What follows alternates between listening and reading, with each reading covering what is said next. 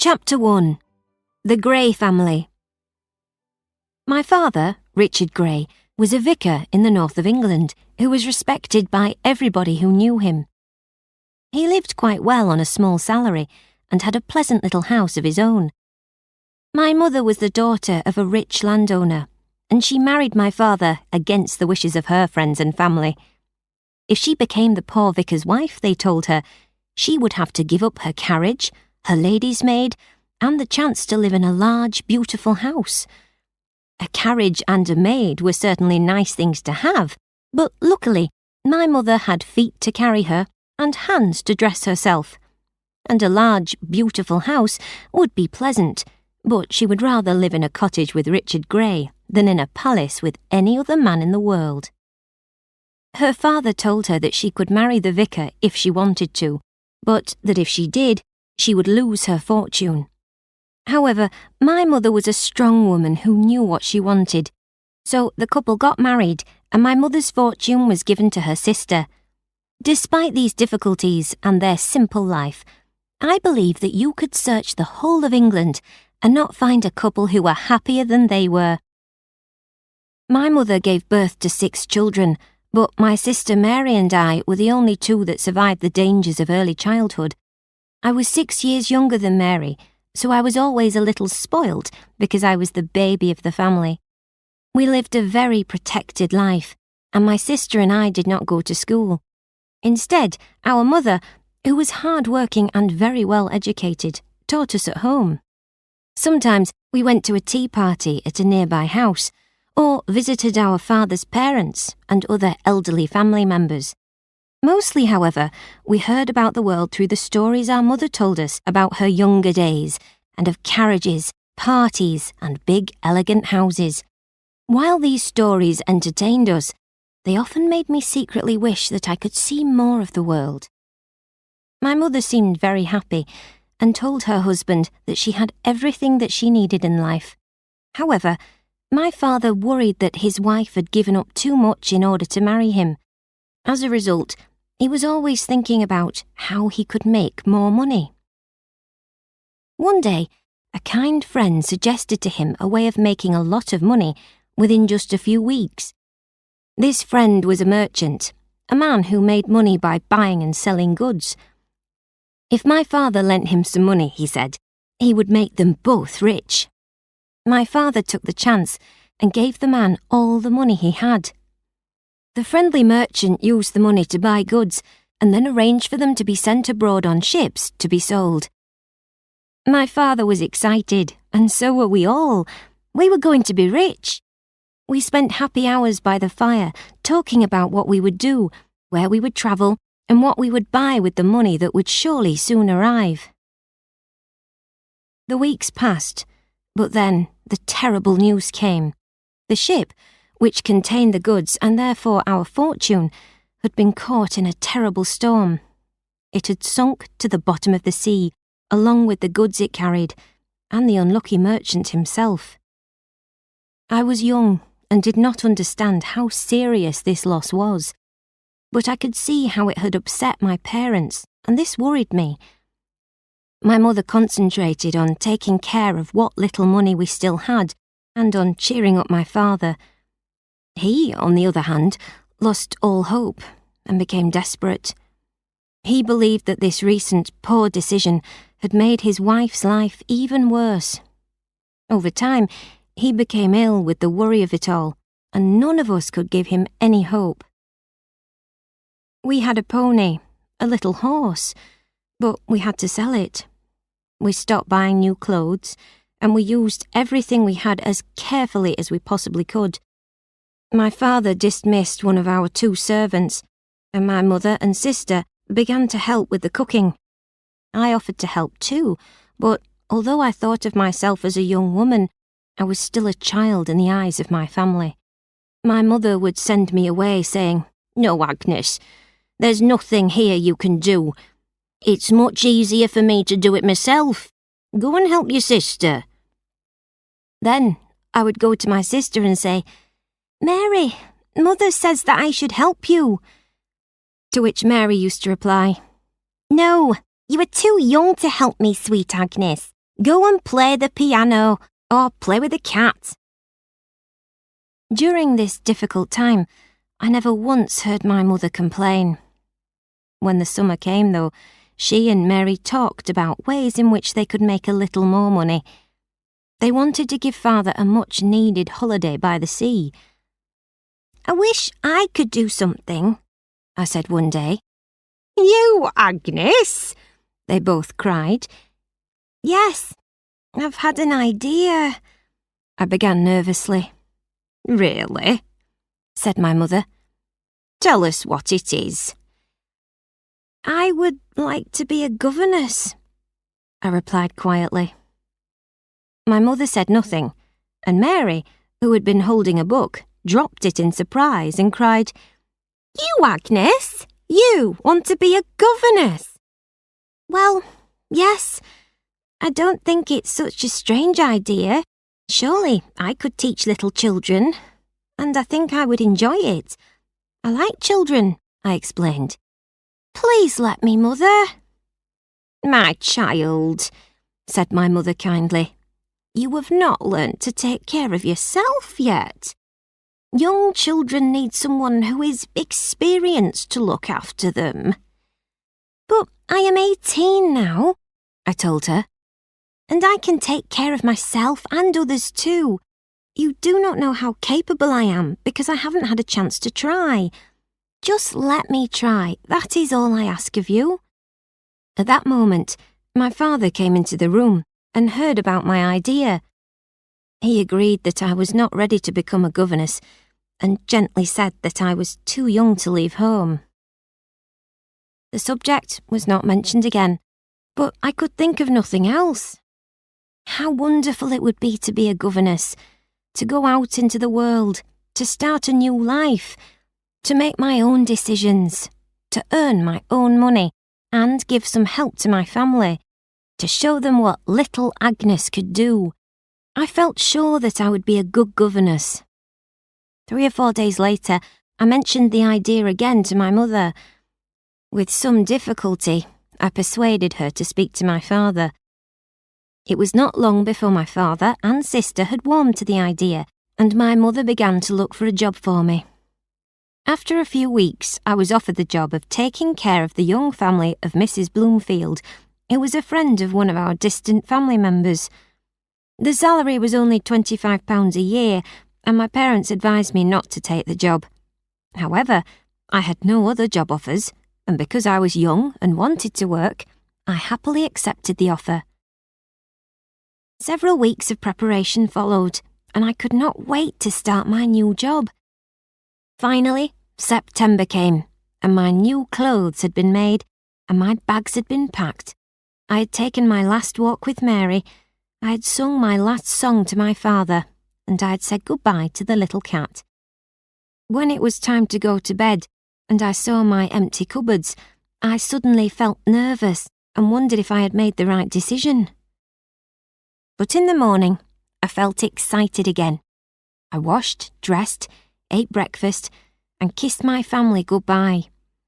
I climbed up into the small, open carriage and waved to my mother and sister as the carriage began to move away down the hill. Then, and not before then, I burst into tears.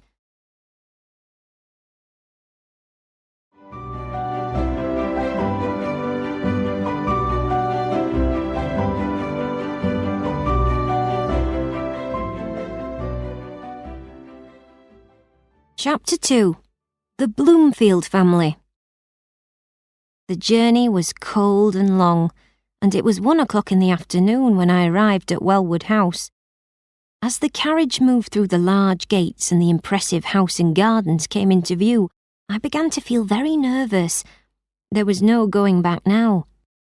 How would I introduce myself? What would my new life be like? I hoped that Mrs. Bloomfield was a kind, generous woman, and that I would get on well with the children.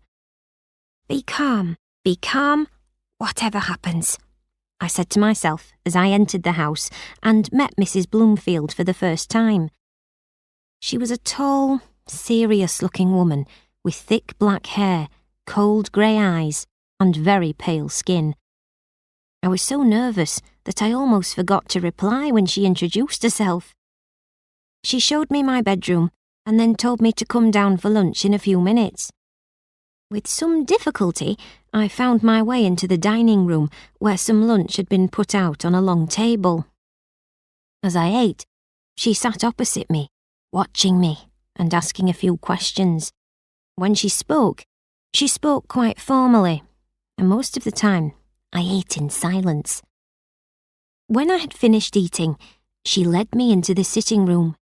She rang a bell, and when a servant appeared, she asked for the children to be brought to meet me. "I think they are clever children," said Mrs. Bloomfield, as we waited for them to arrive. "And very keen to learn, especially the little boy. He is generous and always tells the truth." I was pleased to hear this good news. "His sister, Mary Ann," she continued, "is generally a very good girl, but you will need to watch her carefully." At that moment, my two young pupils came into the room. Master Tom Bloomfield was a handsome, tall boy of about 7, with fair hair, blue eyes, and a small turned-up nose. Mary Ann, who was a year or so younger than her brother, was also a tall girl for her age. She was dark-haired like her mother, but with a round face and pink cheeks. We spent a few minutes talking, and I saw that they seemed to be very confident, lively children. Mrs. Bloomfield then suggested that Master Tom should show me where I would teach them, and so he led the way to the schoolroom. As soon as we were in the schoolroom, the children began to argue with each other, and Tom pushed his sister roughly. This was very shocking, but I hoped that in time I would be able to change their behaviour. Later that evening, after the children had gone to bed, Mrs. Bloomfield talked to me again. She told me in great detail about her wonderful children, what they must learn, and how I should manage them. At about 9:30, she invited me to eat a supper of cold meat and bread. I was glad when that was over, and I was able to return to my room. Although I really wanted to like her, I could not help feeling that she was cold, serious, and even a little frightening. The very opposite of the kind, gentle woman I had hoped she would be. Despite the disappointments of the previous day, I woke up the next morning feeling excited and hopeful. I was going to spend my first morning in the schoolroom with the children. However, the morning turned out to be full of challenges. Tom, although he seemed quite clever, was very lazy. Mary Ann could hardly read at all and kept looking out of the window or walking away. We had made very little progress by the end of the lesson. "Now you must put on your coat," Tom told me. "I want to show you the garden."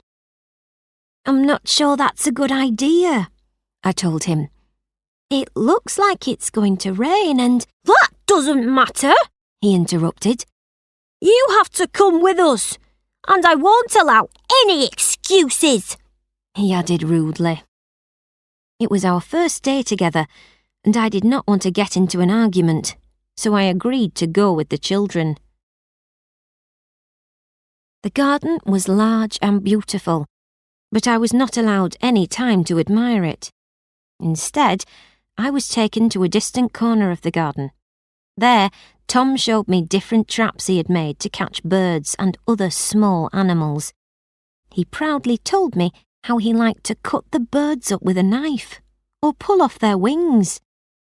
"Don't you know it is extremely wicked to do those things to animals?" I cried, shocked by what he had told me. "Oh, what nonsense!" he replied. "Father knows what I do to them, and he says it's just what he used to do when he was a boy." "Well, I still think it is wrong," I told him. "And you will certainly not hurt any animals as long as I have the power to prevent it." Next, they took me to a pond, a small area of water, in the corner of the garden. Mary Ann started to throw stones into the water. The children's clothes became wet and dirty, and I told them to come away from the pond. But I had no control over them. They did exactly what they wanted to, and ignored what I said to them. After a few minutes of trying to persuade them to leave the pond, I suddenly saw a man riding a horse towards us. He shouted loudly to the children, "Get out of that water!" Then he came towards me. "I suppose you are Miss Grey," he said coldly. "I'm surprised that you were allowing them to get their clothes dirty like this. Can't you see that Miss Bloomfield has dirt on her dress? And that Master Bloomfield's socks are wet? I request that in future you at least keep their clothes clean." Then he turned and continued his ride up to the house. This must be Mr. Bloomfield. I was surprised that he had called his young children Miss and Master, and I was shocked that he had not spoken to me in a more polite way. When the children and I were called into the dining room for lunch, I saw him again. He was quite a short man, and was rather thin. He was between 30 and 40 years of age. He had a large mouth, pale skin, dull blue eyes, and the sort of hair which is neither fair nor brown. During lunch, he complained about the food, said the kitchen servants were lazy, and told his wife that she was not even capable of organising a meal. "Perhaps, Mr. Bloomfield, you will order lunch yourself in future," she told him angrily. Nothing more was said, and I was very glad to leave the room with the children. I was not used to hearing people talk to each other in this way. I had never felt so embarrassed and uncomfortable in my life. In the afternoon, I tried to teach Tom and Mary Ann once more. Then they took me outside again. Then we ate supper together in the schoolroom. Much later, when they had gone down to see their parents, I had some time to myself at last. I sat down and started to write a letter to my lovely family, but the children came back upstairs before I had finished it. At 7 o'clock, I had to put Mary Ann to bed, and then I played with Tom until he went to bed at 8. Then I finished my letter and spent some time hanging up my clothes, something I had not yet managed to do. Finally, I got into bed, and because I was so tired, I fell asleep in just a few minutes.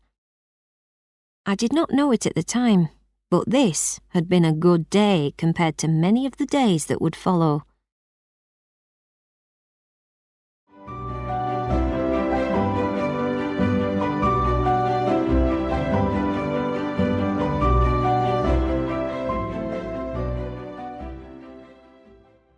Chapter 3. The Bird's Nest. Teaching and looking after the children became harder rather than easier as I got to know them. Master Tom not only refused to be controlled, but tried to control me and his sister. He often refused to do his lessons. Sometimes I had to sit with my chair against the door in order to keep him in the schoolroom. At last, after trying to push me out of the way and making faces at me, he would finally do his work. Tom, however, was not as bad a pupil as Mary Ann. If I asked her to read a book or do some writing, she would drop to the floor and yell loudly.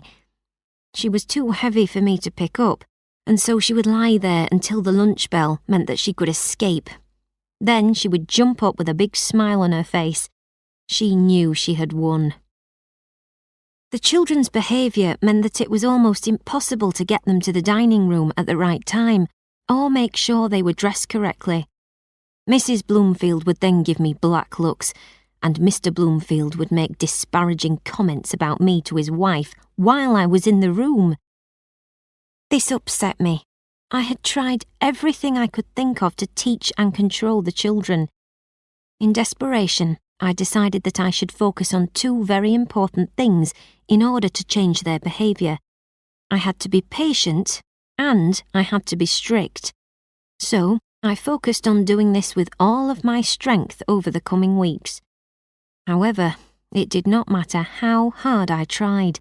Their behaviour did not get better. I will never forget one cold, snowy January afternoon. The children had come into the schoolroom, shouting that they planned to be naughty, and they had done exactly that. While I was holding Tom down on his chair and making him do his work, Mary Ann took my work bag and started to look at what was inside it. When she saw that it only contained my work papers and books, she threw it into the fire. Letting Tom go, I ran to the other side of the room and pulled the bag out of the fire. Then Tom jumped up from his chair and yelled, "Let's throw her desk out of the window!" He grabbed my desk, which contained my letters and the little money I owned. I quickly went to rescue it. Both children then ran away from me out of the house and into the snow, where they rolled about shouting with happiness. I stood in shock, watching them. While I was wondering what to do next, I heard a voice behind me. "What on earth are the children doing?" It was Mr. Bloomfield. "I can't get them to come inside, sir," I said, turning round. "Come in now, you dirty brats, or I'll hit both of you," he yelled. The children ran into the house. "There, you see? They come at the first word," he commented. "Yes, when you tell them what to do, sir," I told him. "And it's very strange that you don't seem to be able to control them, isn't it?" he said. "You're meant to be their governess." It was true. I could not control them, at least not without hitting them, or saying that I was going to hit them, which was what their father did, but I felt sure that hurting them was not the right thing to do. Later that evening, just before I entered the dining room, I heard Mr. Bloomfield telling his wife about the afternoon's events. "Goodness," I heard Mrs. Bloomfield say, "do you really think the children are safe with her? I'm beginning to wonder." I heard no more, but that was enough. From that day forward, Mr. Bloomfield would often come and check on the children while we were in the schoolroom or in the garden. Of course, Tom and Mary Ann were always doing something they should not be doing. If I was quiet at the moment Mr. Bloomfield appeared, he said that I was not doing enough to control them. If I was telling them off, he complained that I was being too strict. I could not win. One day in May, Tom came out of the bushes in the garden, carrying a nest of young birds, with Mary Ann running behind him. He put the nest on the ground and stood over it with his legs wide apart, his hands pushed into the pockets of his trousers. "You're not having any of the chicks, Mary Ann. They are all mine, and I'm going to take them out and pull their legs off," Tom cried. "But Tom," I said calmly, "I will not allow you to hurt birds. The nest must be carried back to the place you took it from." "No, I won't move from here, and I won't tell you where we found them," he replied. "Then, if you don't change your mind and tell me," I replied, "I will carry them back into the bushes and leave them there, even though their mother may not find them." When Tom still refused to return the birds, I decided that I must do what I had said I would do. I picked up the nest and walked quickly into the bushes and trees nearby. Luckily, Tom did not attempt to follow me, but started yelling loudly instead. I walked until I was far away from the main garden, then I pushed the nest into a bush. When I returned to the garden, I saw that Mr. Bloomfield had appeared, and Tom had begun to angrily tell him what I had done. Mary Ann stood nearby, crying. "I see," said Mr. Bloomfield, when Tom had finished his story. "Never mind, Tom. I'll find you some more chicks tomorrow, and you can do what you want with them." Feeling anger rising up inside me, I turned to Mr. Bloomfield and told him, "And if Master Bloomfield tries to hurt them, then I will feel it is my duty to take those away from him too." "Will you?" he said, and then he looked at me for a long moment before walking away with the children towards the house. When I reached the house myself, It was clear that Tom had told his mother about the nest.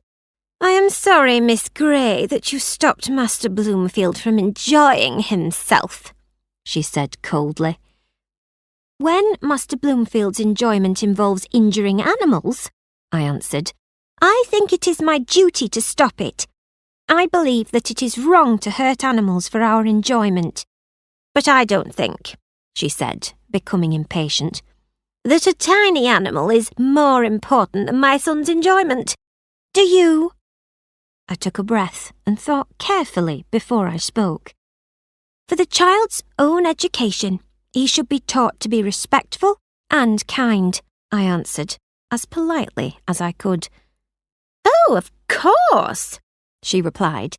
"But respect and kindness are for people, not animals, and I do not think that you have shown much respect and kindness to my son by taking away something he had spent a long time looking for." I decided it was best to say nothing more. This was the nearest I had come to having an argument with Mrs. Bloomfield. It was also one of the longest conversations I had ever shared with her. Not long after this, Mrs. Bloomfield told me that after the summer I would be no longer needed. She explained that while my general behaviour had been acceptable, she and Mr. Bloomfield felt that the children had made very little progress since my arrival. Although the children were more intelligent than most children of a similar age, she told me, their schoolwork was a disappointment and they were not well behaved. She believed that this was because I had not been patient and strict enough with them. But these were exactly the things that I had been focusing on with all my strength. I wanted to tell her how hard I had been trying, but I began to feel upset. I was worried that I would start to cry, so I said nothing, and that is how I was dismissed from my first job. What would my family think of me? After everything I had told them, I had not been able to keep my job as a governess. However, as upset and disappointed as I was, I knew that all parents were not like Mr. and Mrs. Bloomfield, and all children were not like theirs. Surely the next family would be different, and any change must be for the better. There was no doubt that I had learnt a lot at Wellwood House. I felt confident that I could be more successful with a new employer.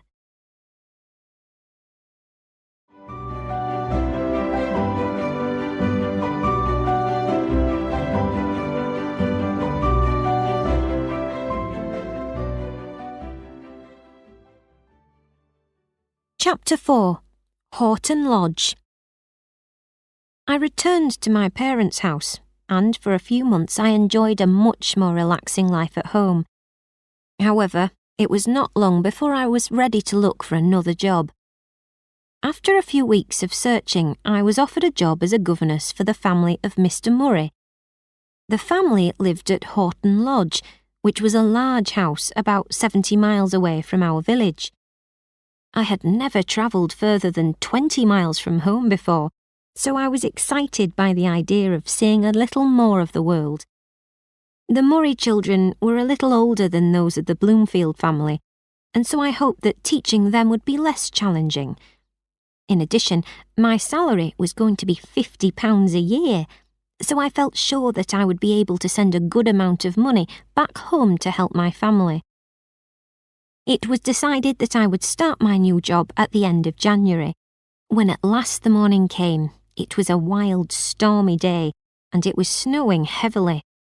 My journey was long and difficult, and it was dark when I finally arrived at the impressive front door of Horton Lodge. A servant invited me inside and took me straight to the schoolroom, which was at the back of the house. There, 2 young ladies were sitting by the fire. I supposed that they must be my new pupils.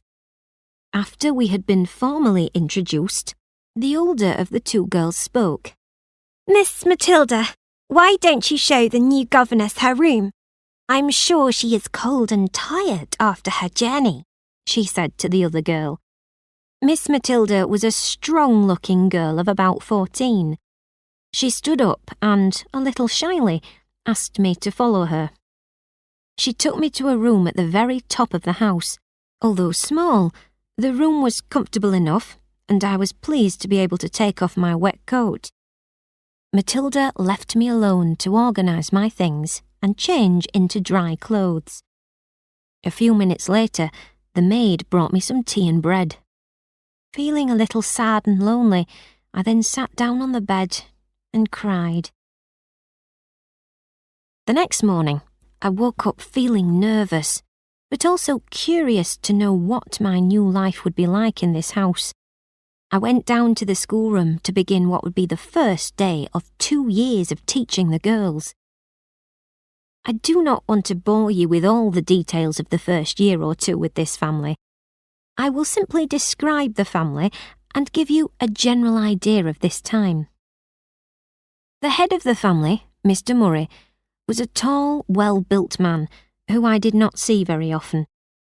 Apart from going to church on Sundays, he spent his time horse riding, fox hunting, laughing loudly, and yelling at the servants. Mrs. Murray was not an unattractive lady. She was about 40 years of age, and she certainly enjoyed her food. Her main interests seemed to be either holding or going to parties and wearing the very latest fashions. When I met her for the first time, which was not until halfway through my first day, she told me what my duties were going to be. "And remember," she said after she had explained the importance of good manners and not working the girls too hard, "that it is best to be gentle with them." While Mrs. Murray talked a lot about the comfort and happiness of her children, she never once talked about my comfort and happiness. The eldest daughter, Miss Rosalie Murray, was about 16 years old. She was tall and slim, with pale blue eyes and long fair hair. She really was a very beautiful girl. If only I could say such good things about her character. To begin with, she was cold and unfriendly, and, rather like her mother, she was generally only interested in how she looked and in the idea that she might in the future marry someone rich. The fourth person in the family, Miss Matilda, was a tomboy and was very different from her sister. She did not care how she looked and was much more interested in riding her pony or playing with the family's dogs. She was not a good student. She often did her schoolwork too quickly, made little effort, and would run outside as soon as she saw the chance. Once or twice I told her off for not making any effort. However, her mother became so angry with me that I decided that it was best to allow Matilda to do as little as she always had. You may want to know how I spent a typical day at Horton Lodge. This is not easy to describe. I ate all of my meals in the schoolroom with my pupils at whatever times suited them each day. Their hours of study were managed in a similar way.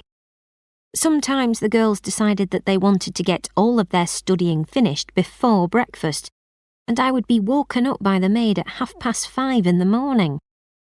On one of these occasions, I ran downstairs and waited, only to be told that they had changed their minds and had stayed in bed. On other days, they would simply decide that it was a sunny day and they did not want to study at all. When they were in the schoolroom, they were lazy and often rude.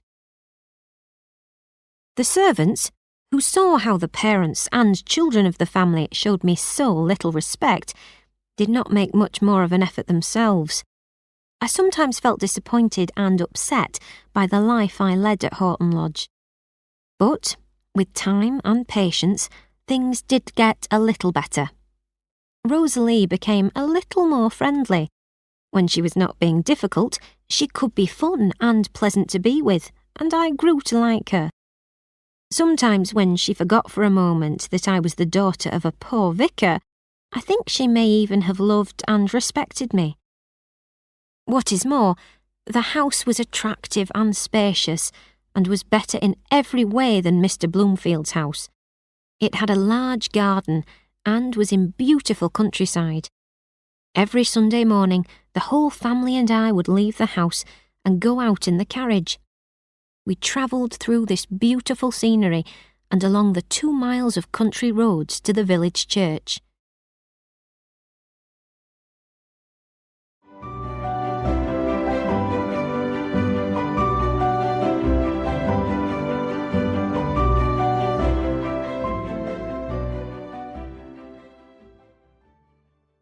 Chapter 5.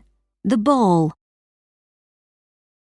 Not long after Rosalie's 18th birthday, the time came for her to be formally introduced to society. She had now finished her education and was old enough to look for a husband. Mrs. Murray was clearly very excited about this fact and had decided to hold a ball for her daughter at Horton Lodge. It was going to be held on the 3rd of January, and all the rich people, and especially the men, for 20 miles around were invited. Months of preparation began. One evening, about a month before the ball, I was sitting reading a long letter from my sister Mary. Rosalie came into the room and said, "Miss Grey, put that boring letter away, because I want to talk to you about my ball. I don't want you to go home over Christmas. You must stay here and help me plan." "But I'm afraid I can't stay," I replied. "I very much miss my family, and this letter that you call boring tells me that my sister is going to get married. I want to be at home with her to help her prepare." "Oh!" cried Rosalie. "Who is she going to marry?" "Mr. Richardson, a vicar who lives just a few miles away," I explained. "Is he rich?" she wanted to know. "No, not really," I said. "Is he handsome?" she asked. "Not really," I told her. "Then, what sort of a house does he own?" "A quiet little vicarage," I said, "with a small old-fashioned garden and—" "Oh, stop! I don't want to hear any more," she cried. "How on earth can she live there?" "I expect that she'll not only manage to live there, but will be very happy," I told her. "You did not ask me if he is a good, kind or wise man. I could have answered yes to all those things." From this conversation alone, it was clear to see what Rosalie considered important and the type of man she wished to marry. When I returned to Horton Lodge after the Christmas holidays, Rosalie and Matilda began to argue about who should tell me their news first. Rosalie, of course, could not wait to tell me about the ball. Matilda was not in the least interested in hearing about her sister's party, but wanted to tell me about her new pony. Matilda had the loudest voice, and so it was she who won the argument. After hearing everything about the pony, including how high it had jumped and how well Matilda rode it, I heard every detail of the ball from Rosalie. Of all the women at the party, she had worn the most beautiful dress, she had danced the most elegantly, and she had attracted the most attention. I could only take her word for how the evening had gone, but one thing seemed clear to me. She had certainly flirted with almost all of the men who had been invited. She told me about 2 lords, who unfortunately were already married, and there was Sir Thomas Ashby, who was very rich but ugly. Then there was Sir Melton, who was good-looking but too old, and the younger of his 2 sons, Harry Melton, who was good-looking but too young.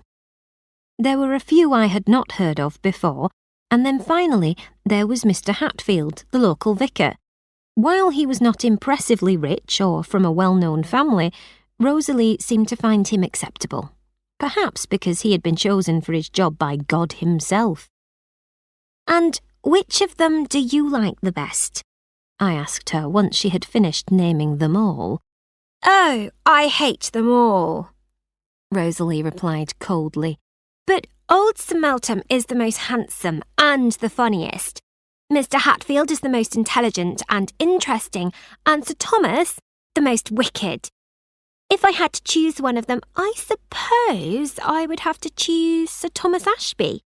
"But why would you choose him if you hate him and he is wicked?" I asked her.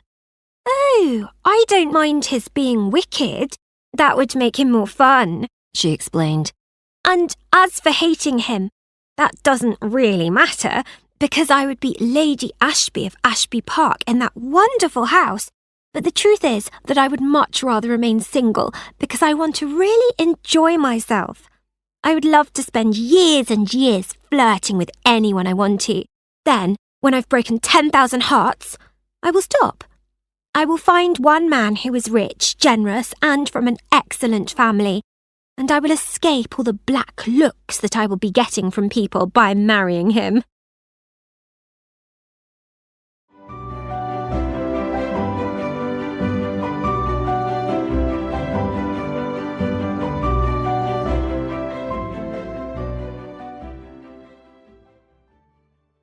Chapter 6. The New Curate. The next Sunday, I accompanied the whole family to church as usual. Rosalie was very keen to go as she had heard that there was a new curate. As we left the church later that morning, she said, "Well, Miss Grey, what did you think of the new curate, Mr. Edward Weston?" "It is hard to say," I replied, "since I have seen him, but I haven't yet spoken to him." "Well, no, but aren't his clothes old-fashioned? And isn't he ugly?" she asked. "No, he didn't seem unattractive to me," I replied. I thought for a moment and then added, "And when he read to us from the Bible, I thought that he read very well. He seemed more interesting and more sincere than Mr. Hatfield." "Well, anyone can read from the Bible, can't they? But did you see how he walked out of the church?" she said. "He walked along, not looking left or right, as if there was nobody there apart from himself." "Ah, I see," I said and smiled. "You mean to say that he made no effort to look at you or come and speak to you?" "Well," she said and gave me a black look, "I suppose he's good enough for this place. But have you seen how Mr. Hatfield comes straight to speak to Father and me before anyone else? And he always makes sure that he's waiting outside to help me climb into the carriage." "Yes," I answered. Then I silently thought that it was not good that the vicar had ignored everyone else in the church to go to speak to the Murray family so quickly. I was also offended that he had helped the ladies to get into the carriage and then had closed the door and walked away. He had left me to open the door again and climb up by myself. The following Sunday we went to church as usual. This time we heard Mr. Weston preach the sermon. I thought that his sermon was well written, and he preached it in a warm and simple way. I was pleased that it was the opposite of Mr. Hatfield's sermons, which were usually boring and full of self-importance. When we left the church this time, it was young Harry Meltham who quickly came to talk to the girls and to help them get into the carriage. He did not help me, but at least he looked at me and smiled as I climbed in.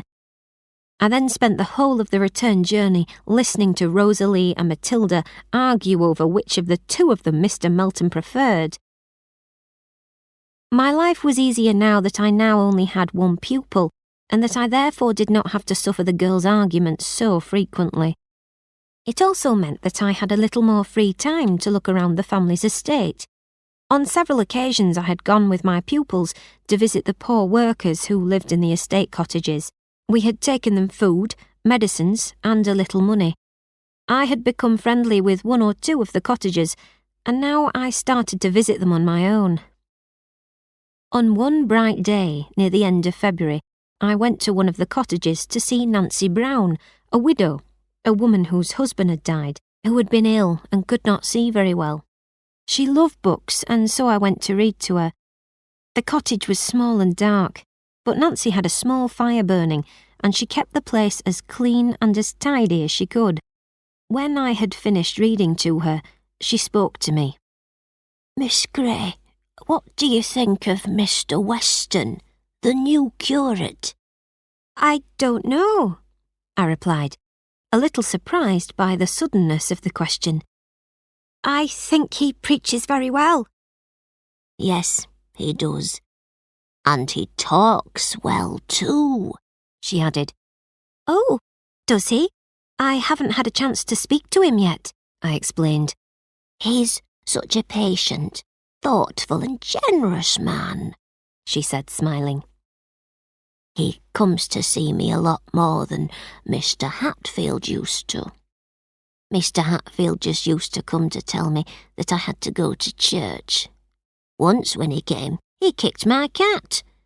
But Mr. Weston, he reads to me, and sits and listens to my troubles and talks to me with kind words. And he even lets my cat sit on him. And how often does he come? I wanted to know. Oh, every few days, she said, and then went on.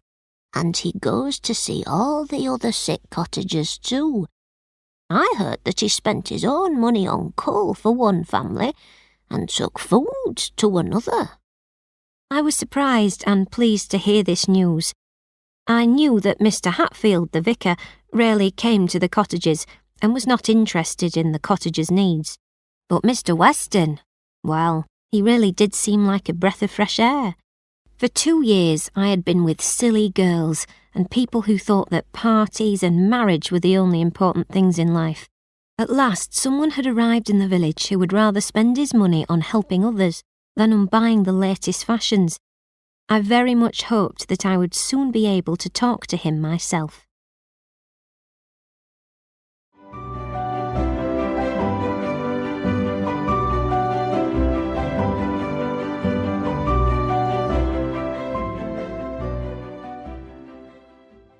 Chapter 7. Chance Meetings. When we were in church the following Sunday, I looked at Mr. Weston in a different light. He was quite a short man, with brown hair and a square face. He was not handsome, but he was not, in my opinion, ugly either. When I had first heard him preach, I thought that he was intelligent and sensible, but also quite serious. Now I knew that he was also truly generous, gentle and caring, and this made him seem more attractive to me as a result. I started to look forward to seeing him every Sunday at church. A few weeks later, I went to see Nancy again. I stayed with her a little longer than usual because her cat had been missing for a couple of days. I tried to tell her that the cat would surely return and that it was probably just out hunting, but Nancy was sad and worried. However, just as I was about to leave, there was a knock at the door. The door then opened, and in walked Mr. Weston, who was smiling and carrying Nancy's cat. "Here you are, Nancy," he said warmly and gave the cat to her. "I told you I would find him." Then he smiled at me and said, "I do hope that you are not planning to leave now, Miss Grey. I'm afraid that it has just started to rain." Before I could speak, Nancy had pulled another chair near the fire and said, "You must both stay here by the fire until the rain has stopped. There's plenty of room for us all." We sat together as Nancy thanked Mr. Weston several times, and Mr. Weston explained how he had found the cat. After a few minutes of conversation, Mr. Weston said that he was very pleased to have returned the cat, but that he must now go and visit another neighbour. He politely said goodbye and then left. I had very much enjoyed my visit to Nancy's cottage, despite, or perhaps because of, the rain. Rosalie was now so keen to flirt with as many men as possible that she usually went to church twice on a Sunday. Happily for me, I was always expected to accompany her. Often, if the weather was good, both she and her sister would walk home instead of taking the carriage. Rosalie preferred to do this as there was always the chance that a man would offer to walk some of the way home with her. On one sunny day, near the end of March, I accompanied the girls and 3 of their admirers on one of their walks back from church. I felt uncomfortable on these walks. I did not want to walk next to them and be ignored by them, but neither did I want to walk behind them like a lonely servant.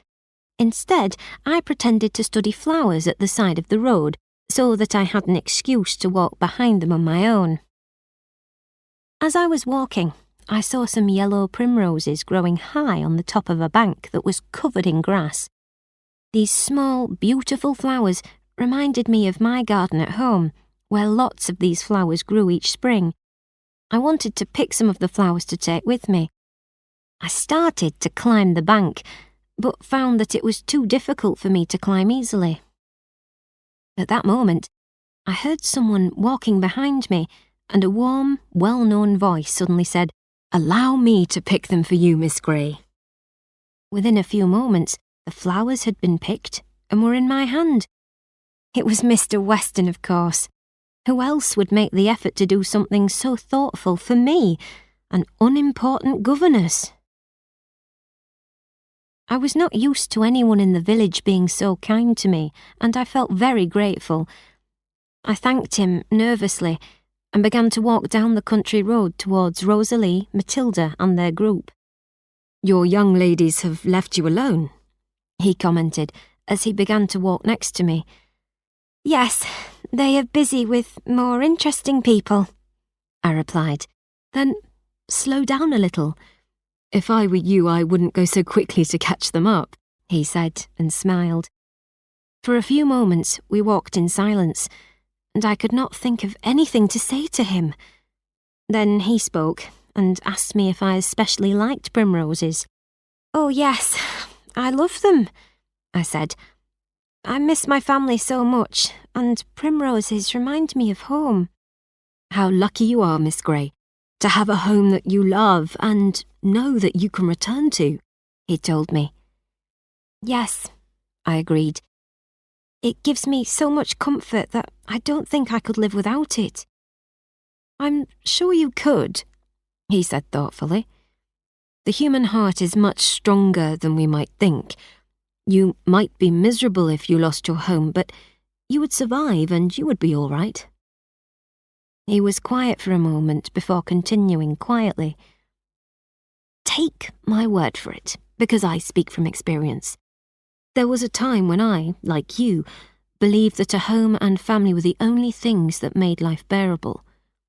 But both of my parents have now died, and I no longer have a home. All I have are 2 rented rooms in this village, and yet not only have I survived, but I still have hope." "And you don't know what happiness there may be in the future for you," I said quickly. "You are still young." "I am already very happy," he replied, "because I know that I can be useful and help people who are less fortunate than me." When the walk was finished, I could not stop thinking about Mr. Weston. He seemed such a sensitive, caring, thoughtful man. I felt very sorry for him because he had no mother, no father, and no real home. Perhaps this was the reason why he often looked so serious. But I also thought that, over the months, he would surely make friends in the village. If he wanted to, he could make a home for himself, and in time he might meet a woman, someone as honest and as good as him, who he could marry and share his new home with. What a happy life they could lead together, and how lucky that woman would be.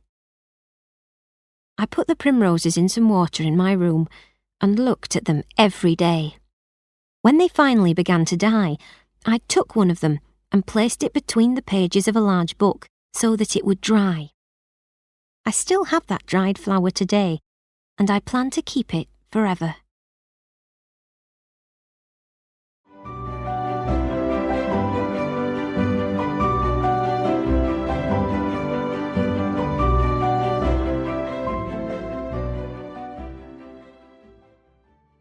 Chapter 8. Mr. Hatfield. The following day was as sunny as the previous one.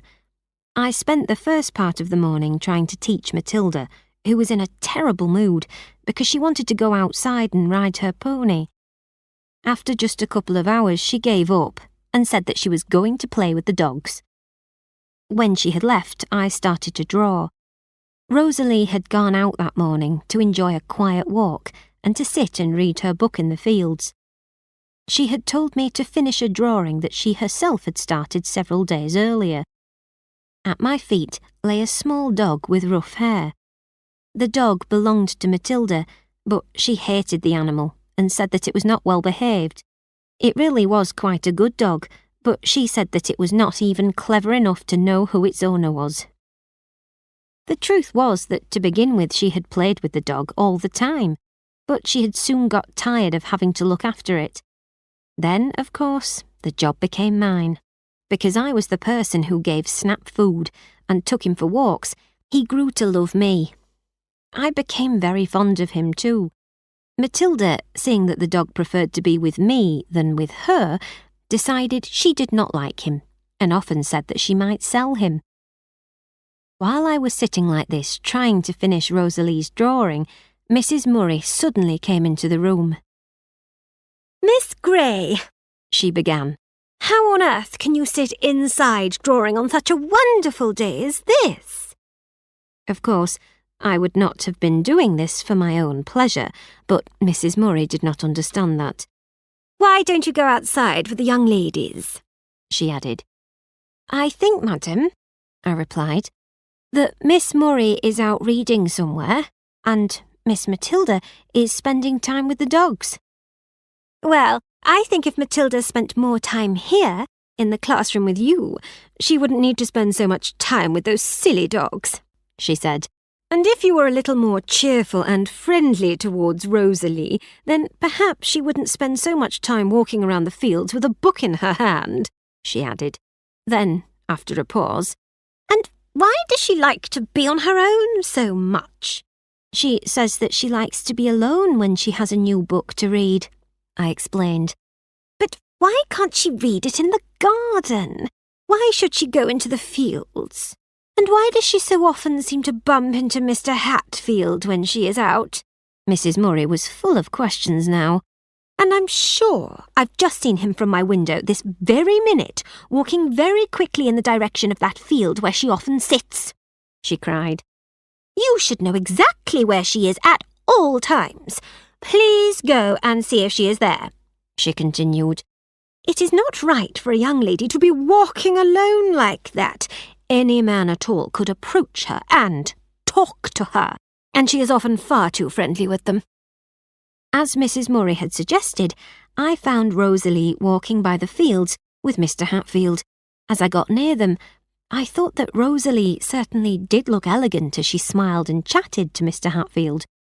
She was walking slowly under the trees with her closed book in one hand, a flower in the other hand, and her long dress moving gently with the light wind. Snap, running ahead of me, interrupted the romantic moment by grabbing her dress in his teeth and pulling at it. This carried on for a moment, until Mr. Hatfield kicked the dog.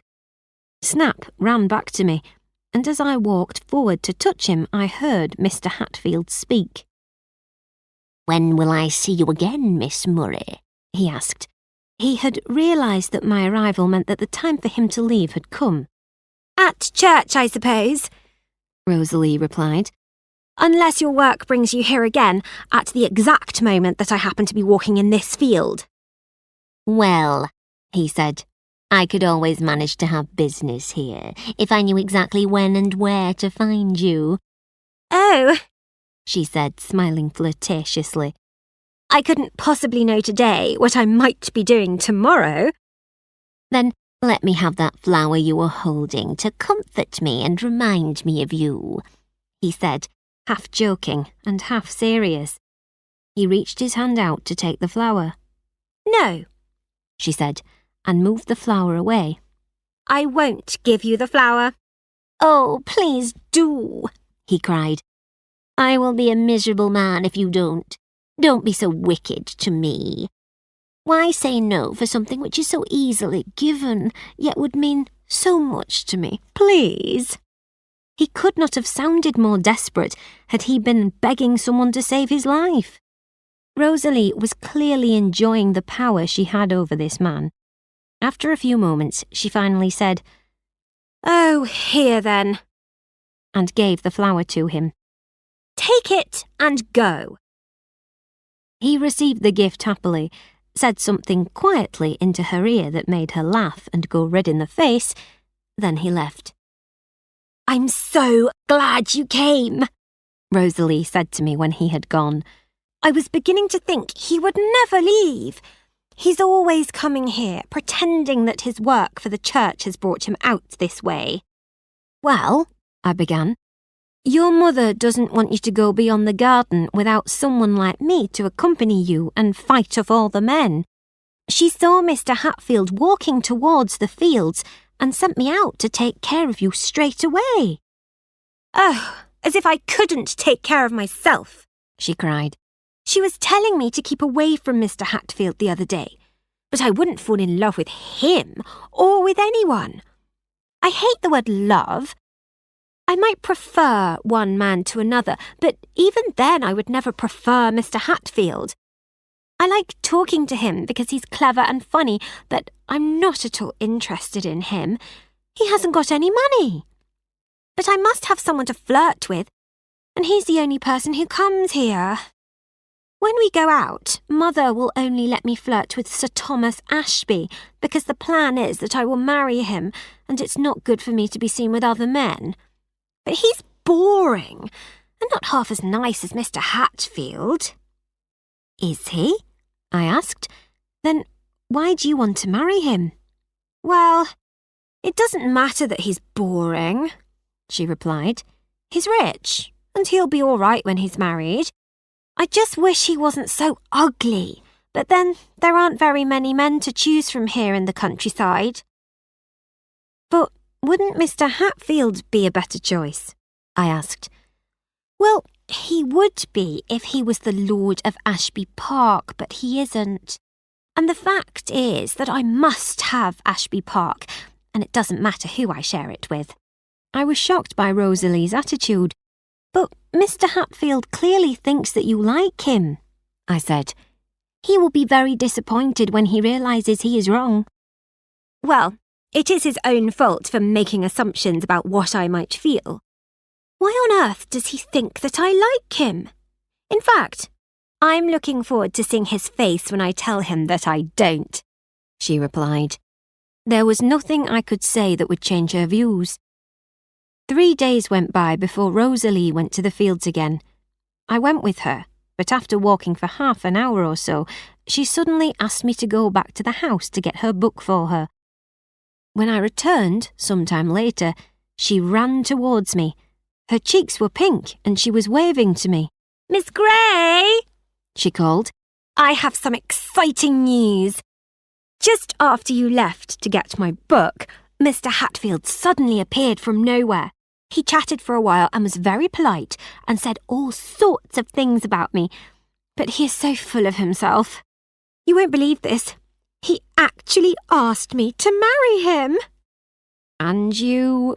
I started. I was worried about what she was about to tell me. I stood tall and proud and said how shocked I was that he had proposed, Rosalie explained. I said that surely he had seen nothing in my behaviour to make him think that I would want to marry him. You should have seen him. His face went white. I told him that I did not want to marry him and that my parents would never agree to it. He looked terribly sad, and I almost felt sorry for him. Then he seemed angry. He told me that he loved me greatly and that I had broken his heart, that I had flirted with him and played with him like a toy without any thought of marrying him. Can you believe that he said that? I certainly did believe it, and I agreed with Mr. Hatfield, but I said nothing. Then he asked me to keep his proposal to me a secret and tell no one, she went on. He said that if I didn't keep it a secret, he would tell people what I had done. He said no one would want to marry me if they knew how badly I had behaved. So I promised, and then he left. But you have broken your promise already, I said, truly shocked by how she was talking. Oh, but it's only you. I know you won't tell anyone, she said. And I will tell my mother, just to show her how wrong she was when she thought that I might fall for him. Suddenly, I realised why Rosalie seemed so happy. She could now prove to her mother that she had been wrong. I was shocked by how she had behaved toward Mr. Hatfield, and by how much pleasure she seemed to get from seeing the poor man suffer. The only positive thing I saw in the situation was that Mr. Hatfield had escaped what surely would have been a very unhappy life with Rosalie.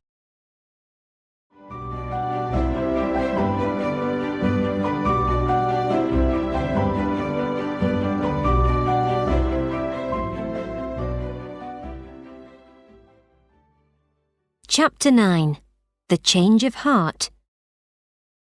Oh, I wish Mr. Hatfield hadn't proposed so soon, said Rosalie to Matilda the next day at 4 o'clock. She was looking out through the window at the fields. Now there is no reason to go out and nothing to look forward to, she added. It's a pity you were so hard on him, said Matilda. He'll never come again, and I think that you actually rather liked him. I hoped that you would marry him and leave all the other men free for me to flirt with. Well, I'm sorry to lose Mr. Hatfield, I have to admit, but there will be other men like him, I suppose. It's Sunday tomorrow. I wonder how he'll look and whether he'll be able to read his sermon. He'll probably have to pretend he is ill and to make Mr. Weston give the service. No, he won't, said Matilda. He's a stronger man than that. Rosalie was a little offended by Matilda's comment, but it seemed that Matilda was right. Mr. Hatfield spoke during the church service as normal, but he never once looked towards where the Murray family were sitting, and he did not leave the church until we had gone. Rosalie was clearly disappointed that he had not looked at her once. However, she said, it proved that he was thinking of her all the time, or he would have looked at her if only by chance.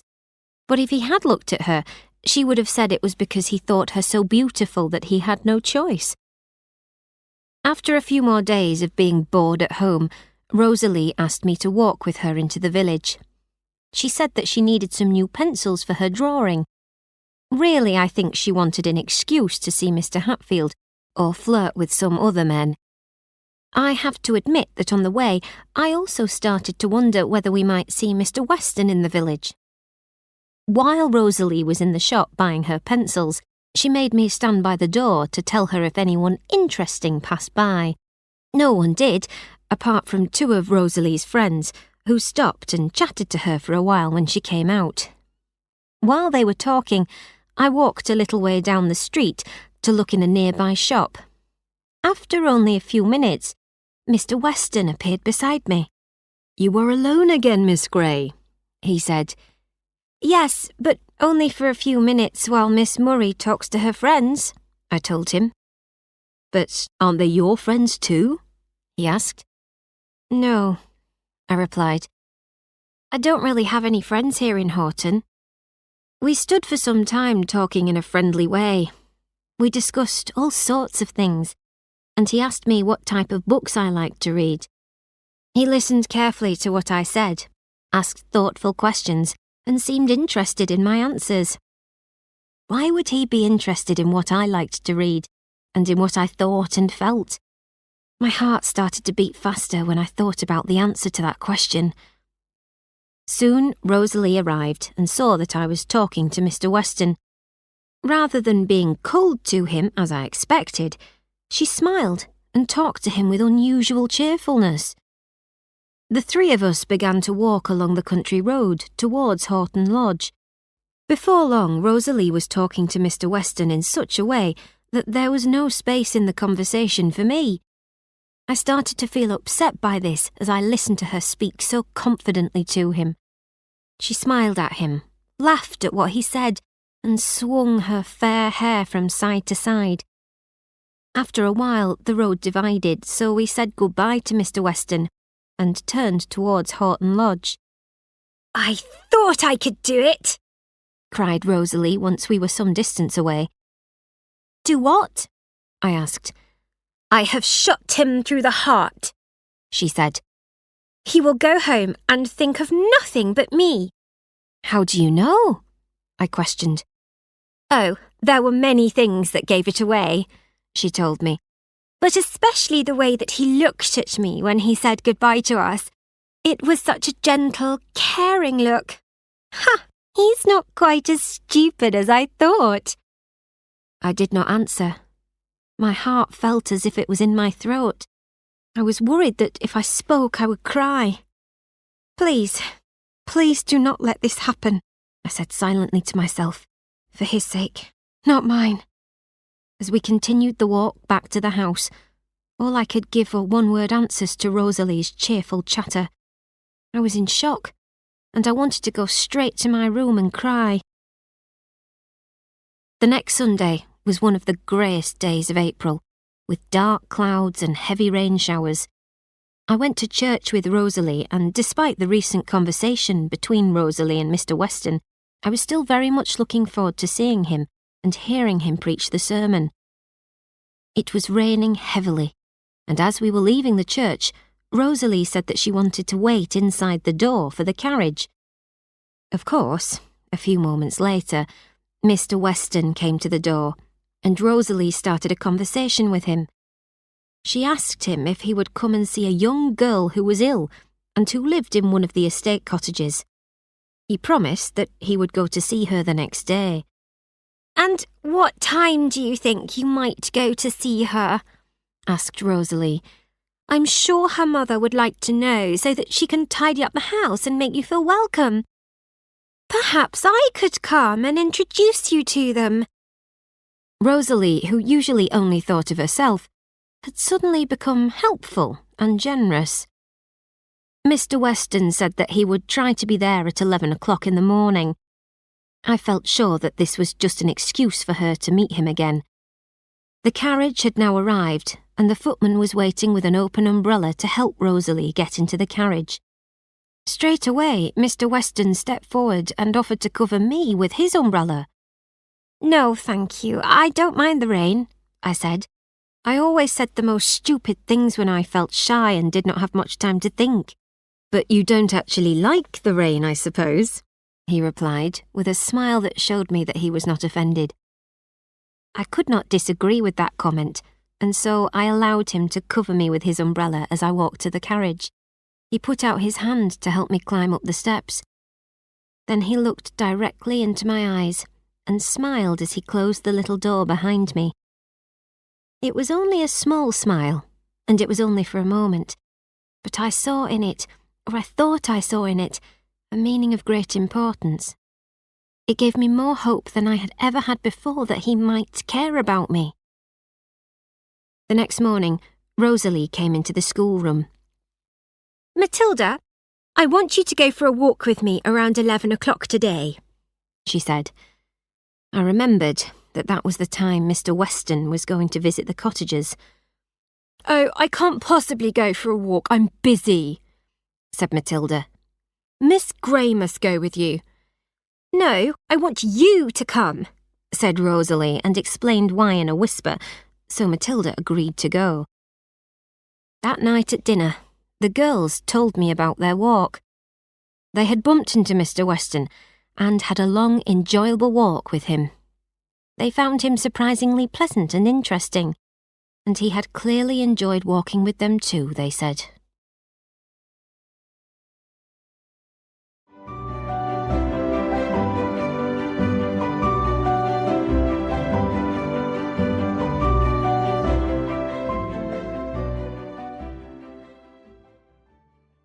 Chapter 10.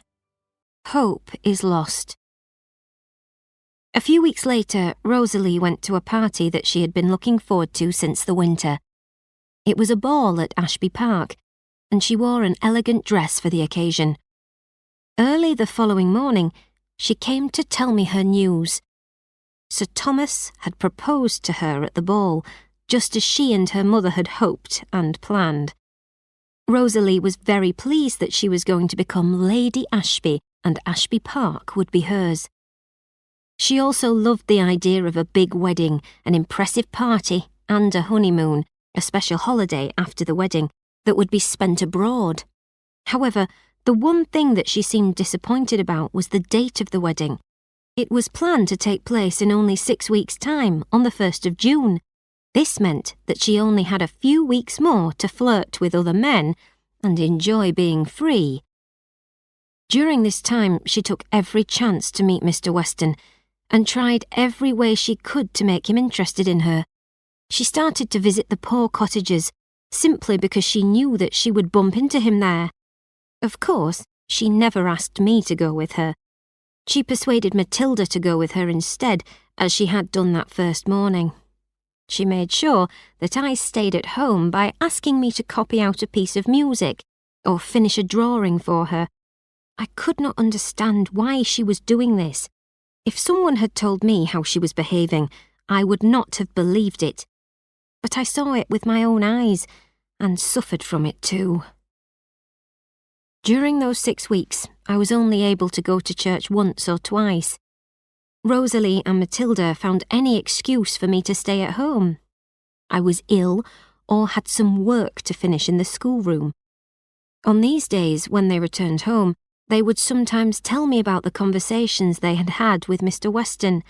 "He asked if you were ill, Miss Grey," said Matilda one day, "and wondered why he never saw you with us any more. So we told him you were very well, but that you just didn't want to come to church and that you preferred reading your books at home to going out." I wondered what on earth he must think of me. But there was no point in arguing with Rosalie and Matilda, and if I disagreed too strongly with what they had said, then they would surely realise how much I liked and respected Mr. Weston. So I said nothing and kept my feelings for him a secret. I tried to feel better by telling myself that Rosalie would soon be married and gone. In a few weeks, I would be able to spend the holidays at home. During this time, I heard that Mr. Weston and Mr. Hatfield could not agree on anything. This did not surprise me, as they were as different from each other as two men could be. But I was shocked to hear that because of this, Mr. Weston was soon going to move to a different job in another place. What if he had left Horton by the time I returned in the autumn? I could not stop thinking about him. It seemed that I may not ever see him again, and this made me feel desperate and alone. There were 2 other things that added to my problems at this time, one small and one much more serious. I was told that Snap, my rough but bright-eyed little friend, was going to be taken away from me and given to someone in the village to look after. The second thing was that each time I received a letter from my sister Mary, she told me that my father's health was a little worse. This worried me very much. He had not been at all well the last time I had seen him. I could not help feeling that something terrible was going to happen.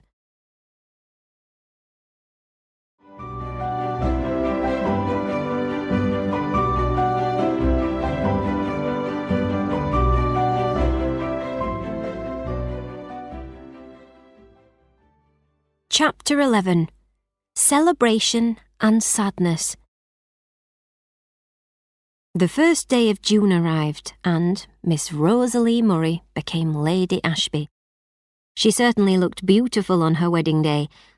After returning from the church, she came running into the schoolroom to see me. "Miss Grey, I am Lady Ashby," she said excitedly. "It is done. There is no going back now. I've come to say goodbye because I am going on my honeymoon now. I'm going to Paris, Rome, Naples, Switzerland, London. Oh, I will be away for months and see and do so much before I see you again. Goodbye. The carriage is waiting and they are calling me." She gave me a very quick kiss on the cheek and then began to leave. But then she turned, came back into the room, and put her arms around me with more love and warmth than I had thought she was capable of. After this, she left with tears in her eyes. Poor girl. I really loved her then, and chose to forget everything she had done that had hurt me and others. She had not really known what she was doing, I felt sure. I hoped with all my heart that she would be happy with her new life. Now that Rosalie had gone, I had much more free time, and I started to visit the cottages again. I went to see Nancy, partly in the hope that she could tell me about Mr. Weston, but she had not seen him for a while. I have to admit that I even stayed a little longer at her cottage in case he came to visit, but he did not. Sunday came, and I was able to go to church and hear Mr. Weston preach. It had been several weeks since I had been to church, and I was happy to be able to see him and listen to him. I walked home afterwards with Matilda, but he did not come to talk to us, and nor did he walk home with us. Matilda was as disappointed as I was that we had to walk home alone. Now that her sister had got married, Matilda had started to think about when her time would come to do the same. Mrs. Murray, too, had time to worry about her younger daughter and to look for a husband for her. I was told that I must work extra hard because the young lady's manners needed to be much better. Matilda was told that she was no longer allowed to go riding every day or play with the dogs. Just when I thought my job had become much easier, it began to get harder again. In addition to long hours in the schoolroom, Mrs. Murray had decided that Matilda needed exercise and should go on walks every day. It was on one of these walks that Matilda and I saw Mr. Weston by chance. I had hoped this would happen for such a long time, but now I felt very nervous. My heart was beating very fast. I was worried that how I was feeling would be clear to both Matilda and Mr. Weston himself. However, I need not have worried, because he hardly looked at me, and spoke first to Matilda. He asked if she had heard from her sister, Rosalie. Yes, she replied. She was in Paris when she last wrote to us, and she was very well, and very happy, of course. After these last few words, she looked at Mr. Weston carefully, waiting to see what he would say. "I hope she will continue to be very happy," he commented, in what seemed like a sincere way. "Do you think it is likely?" I asked him once Matilda had walked away to look at some horses in a field nearby. "I don't know," he replied. "According to what people have told me about Sir Thomas, and from what I have seen myself of his behaviour, I have my doubts about Miss Rosalie's happiness. It is a pity that she has married him. Even though Miss Rosalie can be very thoughtless, she is so young and cheerful and, well, interesting. I suppose that she has married him because that is what her mother wanted her to do. Is that right?" "Yes, and it is also what she wanted, I think. She always laughed when I tried to persuade her not to marry him," I explained. "Well, if you told her not to marry him, then at least you know that you are in no way responsible if the marriage is an unhappy one," he told me. At that moment, Matilda appeared again. After talking for a little while longer, Mr. Weston said goodbye and continued on his journey down the road. However, just a few minutes later he returned with some bluebells in his hand. He offered the beautiful blue flowers to me and smiled. "I haven't forgotten how much you like spring flowers," Mr. Weston said, "even though I have hardly seen you over the last 2 months." He gave the flowers to me in a very simple, polite way, but it meant a lot to me. He had thought of me and had remembered the type of flowers that I liked. "Miss Rosalie and Miss Matilda told me that you were so busy reading and studying that you never left the house," he said. "Yes," said Matilda very quickly. "And it's true?" "No, Mr. Weston. Don't believe it," I told him. "It's a terrible lie. Some young ladies say things which aren't true without worrying if it might upset their friends. You should be careful not to believe everything they say." "Well, I certainly hope that in this case it is a lie, Miss Grey," he said. "It would be a great shame if you chose to read and study so much that you had no time for anything else." Then we said goodbye again, and he left. You might be wondering why I have written down all of this detail. You may think it is not interesting enough to write about, but these conversations were important because they gave me hope. That evening, I spent time remembering how kind and thoughtful Mr. Weston had been towards me. I dreamt that night of his smiling face. The next morning, I woke up full of happiness, and I was not able to think of anything else other than him. Hope, however, can leave as quickly as it can arrive. Later that same morning, I received a letter from my mother, which told me that my father was now very seriously ill.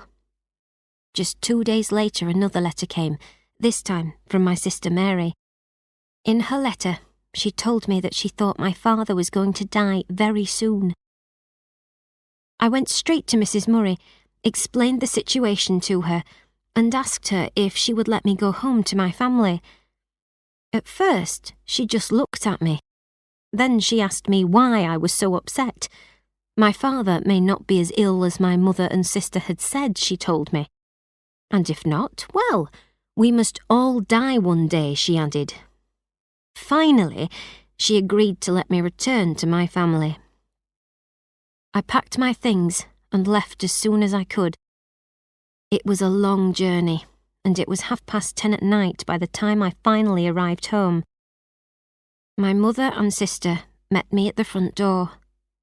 Both of them looked serious and were tired and pale. "Oh, Agnes!" cried my mother, and Mary started to cry. "How is he?" I asked. "Dead," came the reply. It was the answer I had expected, but it was still a terrible shock to me.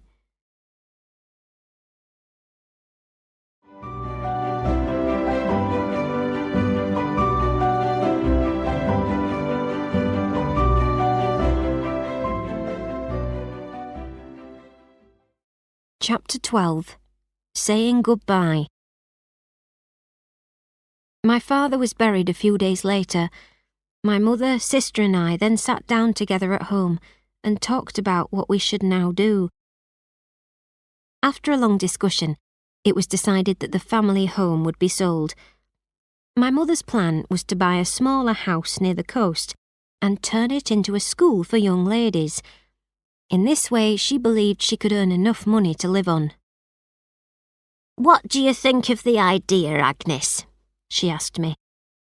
"Would you leave your job with the Murray family to come and help run a school with me?" "Yes, of course," I told her. "And the money I have earned will buy us furniture and equipment." It was sad to say goodbye to the old family home. I had been born in that house and had spent my early years there. My mother said she would stay until the house was sold, and she would make all the preparations for the new school. So I went back to Horton Lodge to work the last 6 weeks that were still left before the summer holidays. Having explained to Mrs. Murray what had happened, I told her that I would not be returning in the autumn. During those last 6 weeks at Horton, I hardly saw Mr. Weston. Every day I hoped I would bump into him on my walks, but for the first 2 weeks I saw him only at church. I felt disappointed, and I told myself that he clearly did not care for me. If he loved me, would he not come to find me? How silly I had been to hope that he might care about me. I should forget all about him. But then, at last, I saw him. He was on the path walking towards me as I was going through the fields to Nancy Brown's cottage for a visit. He must have heard from people in the village that my father had died, but he did not mention it. But almost the first words he spoke were, "How is your mother?" It was a sincere question that seemed full of warmth. I thanked him for asking about her, and told him she was as well as could be expected, but sad, of course. "What is she going to do?" he asked kindly. I explained to him that my mother was planning to open a new school, and that I was going to help her to run it. "Then are you going to leave Horton Lodge soon?" he said.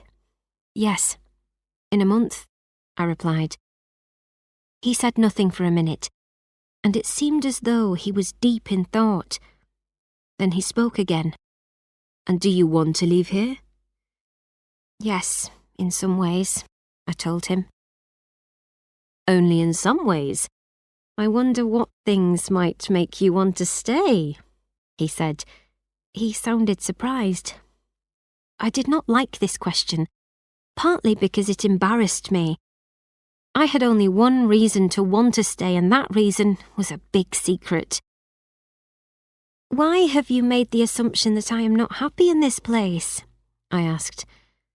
Because you told me yourself that you missed your family terribly and that you had no friends here, Mr. Weston said. Well, I replied, that may be true, but it would be impossible to live somewhere for 2 years without feeling some sadness when you leave. Will you be sad to leave Miss Matilda, who is your only pupil and friend now? He asked. It will probably be a little difficult to say goodbye to her. I did feel sad when I said goodbye to her sister, I admitted. Yes, I can imagine that, he commented. Well, Miss Matilda is as nice as Miss Rosalie, or perhaps actually nicer than her in one way, I told him. In what way is that? He wanted to know. She usually tells the truth, I said simply, so at least I can say she is honest. And her older sister is not, he said. Well, perhaps she is not actually dishonest, but I have to admit that she can be quite creative with the truth, I told him. Ah, he said thoughtfully. So she is creative with the truth. I could see that she was a bit silly and loved to talk about herself, yes. And now I can believe that she wasn't fully honest either.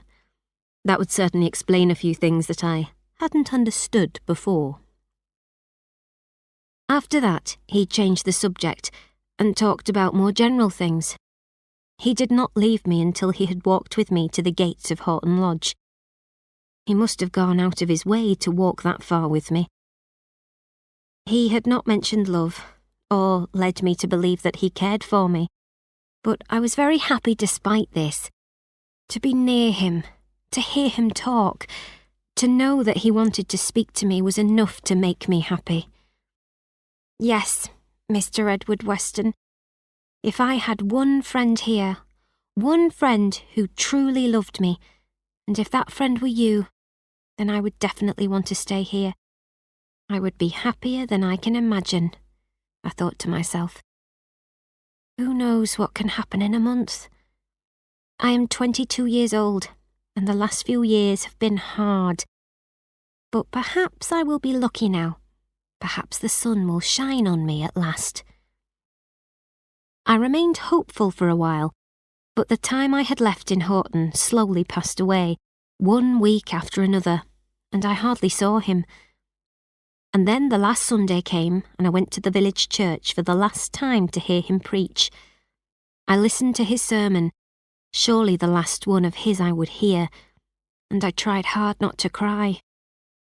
After the service, I was leaving the church when I heard a quiet voice just behind me.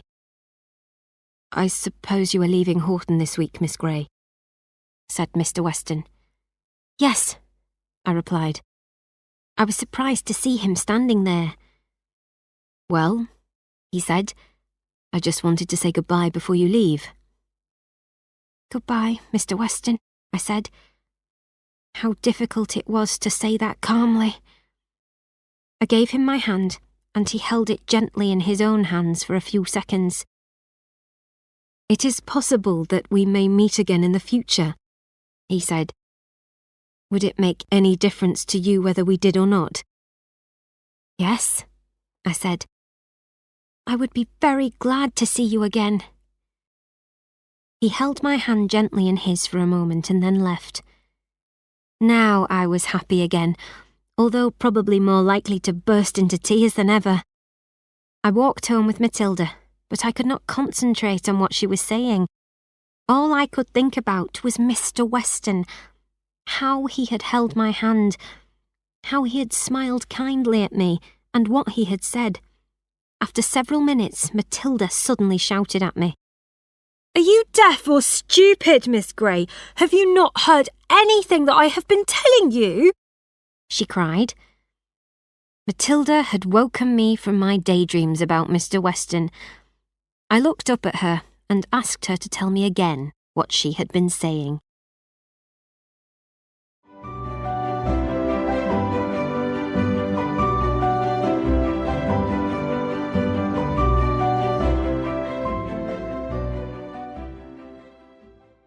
Chapter 13. The School. I left Horton Lodge and went to join my mother in Scarborough, a popular town on the coast in Yorkshire. She seemed to be in good health and had organised the new schoolhouse well. To begin with, we had 9 students, but we hoped to have more pupils in the future. I was happy to start work with my mother, and it was certainly different compared to the jobs I had already had. In the first few weeks, I enjoyed teaching the pupils, and I was happy. When I was not busy, I daydreamed about Mr. Weston. It is possible that we may meet again in the future, and would it make any difference to you whether we did or not? I repeated his words over and over again in my head. They gave me great hope. I will see him again. He will come and visit me, or he will write to me, I told myself. Whenever I heard a knock at the front door and the maid came to say that a gentleman was there, I hoped it was him. And every time the postman came, I felt sure that he was going to bring a letter from Mr. Weston. But each time I was terribly disappointed. Mr. Weston did not come, and no letter arrived. I began to wonder if I had imagined the moment I had shared with him on that last Sunday outside the church. As the months passed, I began to lose hope. I told myself I had been stupid to think that he liked me. He had just been trying to be polite. "Agnes, you do not seem very well," said my mother one day in April. "I don't think this change has done you any good at all. I've never seen you look so sad and tired. You should relax and go out a little more." My mother was right. I had given up hope and now felt miserable. I often did not feel hungry, and I was beginning to feel weak and ill. I told myself that I needed to look after myself for my mother's sake. She needed me with her and needed my help. If I could not be happy myself, at least I could make sure that she was happy. I decided not to think about Mr. Weston any more, or at least I would try not to. I told myself that I would go for walks and eat well. By following these rules I made for myself, I started to feel a little better.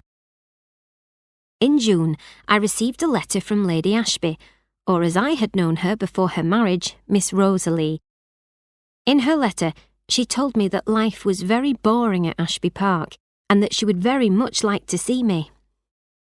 To my dearest Miss Grey, I hope you are well and are not missing Horton Lodge too much. I have been at Ashby Park a little while now, and it is beautiful, but so dull. I do not have a single friend here, and you know that I have never liked the idea of just my husband and I living tightly together like 2 birds in a nest. I am sure that your holidays will begin in June. When they do, please come and see me straight away. In fact, if you do not come, I think I might die. I want you to come and see me as a friend, and not as my old governess. You will have your own room and as many books as you can read. Do you like babies? I can't remember if you do or do not. If you do, you will want to meet mine. It is well behaved, and thankfully I have a maid here to look after it for me. Unfortunately, it is a girl, and Sir Thomas is disappointed that I did not give him a son instead. But if you visit me, I promise that you will be its governess as soon as it can talk. You can teach it and make it into a much better woman than its mother. You will be able to see my wonderful new home, and I am sure that you will love it. It is full of expensive Italian paintings and all sorts of things that I bought while on my honeymoon. And you can meet my new dog, which I had sent over all the way from Paris. Write to me as soon as you can, and tell me when your holidays start. Tell me that you will come on the very first day that you can, and that you will stay until the moment you have to return. Your friend, Rosalie Ashby. I showed this strange letter to my mother, and asked her what I should do. She advised me to go to Ashby Park and visit Rosalie. I liked the idea of going to see her and her new baby. I hoped that I could help her if she were unhappy. Of course, I imagined that she must be unhappy, or she would not have written to me in this way. I wrote back to her and agreed to go and stay with her for a few days. I had partly agreed to go because Ashby Park was not far from the village of Horton. I secretly hoped that I might see Mr. Weston while I was there, or at least hear something about him.